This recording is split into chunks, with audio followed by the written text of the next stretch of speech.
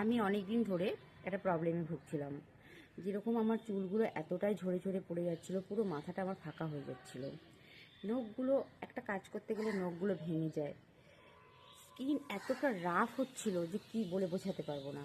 তো সব কিছুর জন্য আলাদা আলাদা করে টেক কেয়ার করার মতো সময় আমার কাছে নেই।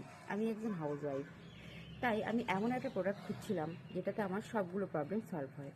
তারপরে আমি খোঁজ পেলাম এটা, ডাবরের এই প্রোডাক্টটার। এর মধ্যে 30টা টফি থাকে। তো প্রতিদিন আমি একটা করে খাচ্ছিলাম।